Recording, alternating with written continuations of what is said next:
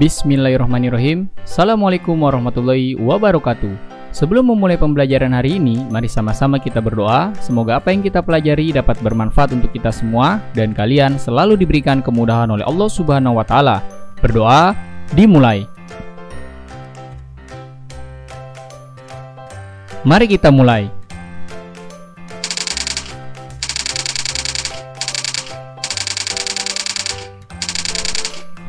Hari ini kita akan mempelajari tema 9 tentang menjelajah angkasa luar, subtema 1, keteraturan yang menakjubkan, pembelajaran pertama. Yang pertama kita akan mempelajari muatan IPA tentang mengenal galaksi dan sistem tata surya. Bumi merupakan salah satu planet dalam tata surya. Tata surya terdiri dari matahari dengan planet, asteroid, dan meteor yang mengelilinginya. Tata surya juga menjadi bagian dari sistem yang lebih besar lagi, yaitu disebut galaksi. Galaksi merupakan sistem yang terdiri atas kumpulan gas dan benda-benda angkasa dengan gaya gravitasinya masing-masing. Bumi adalah bagian dari tata surya di galaksi Bima Sakti. Perhatikan, inilah contoh dari gambar galaksi Bima Sakti pada saat malam hari. Tata surya yang kita tinggali ini berpusat di matahari. Namun, matahari bukanlah pusat galaksi Bima Sakti. Terdapat banyak sistem tata bintang lain di galaksi Bima Sakti.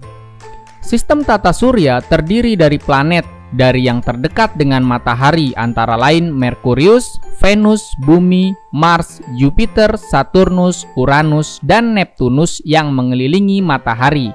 Paham?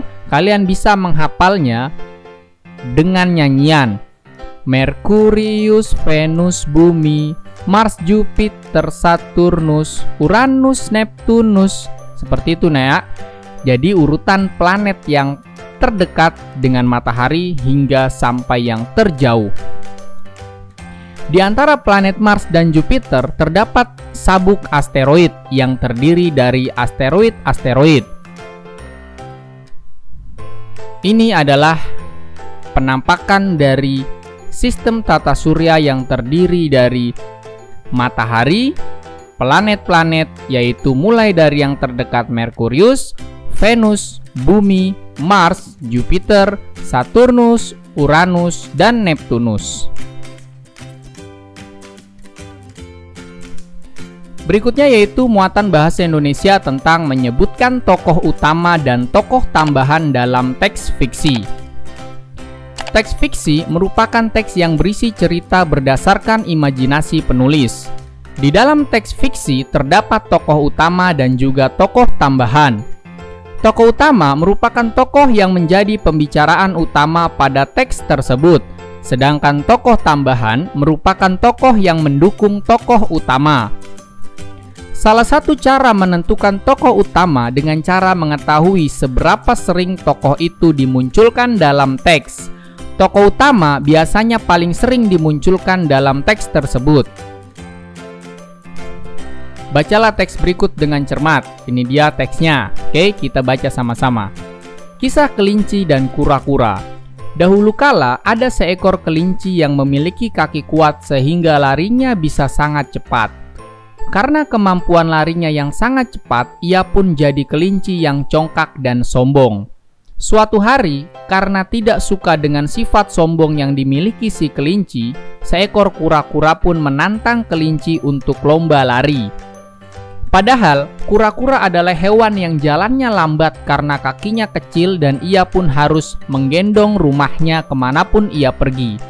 Kelinci yang sombong pun setuju untuk berlomba lari dengan kura-kura. Bagaimana bisa ia mengalahkanku dengan jalannya yang lambat begitu, pikir kelinci. Akhirnya, mereka pun sepakat menentukan jalan yang akan digunakan untuk berlari. Perlombaan lari pun dimulai. Banyak hewan yang penasaran ingin melihat hasil perlombaan unik tersebut.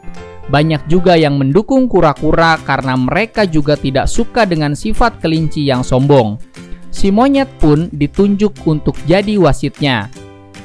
Begitu lomba dimulai, kelinci pun langsung melesat jauh meninggalkan kura-kura. Karena merasa masih punya banyak waktu dan jarak yang cukup jauh, belum sampai garis finish, si kelinci memutuskan untuk tidur siang dulu di pinggir jalan. Di sisi lain, kura-kura terus sekuat tenaga untuk berlari sampai ke garis finish dan kelinci pun tidak sadar kalau dirinya sudah disalip kura-kura karena keasikan tidur.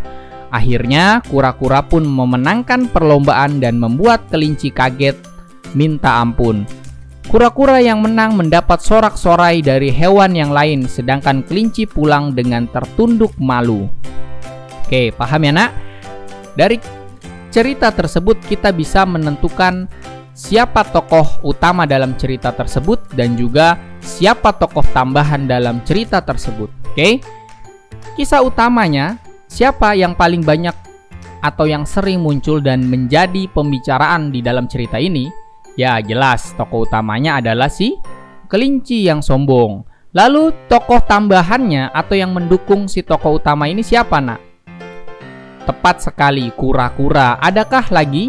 Ada, yaitu monyet sebagai wasitnya. Jadi tokoh utamanya adalah kelinci, tokoh tambahannya kura-kura dan monyet. Adapun yang lain, hewan-hewan lainnya, tapi itu tidak disebutkan. Paham ya nak?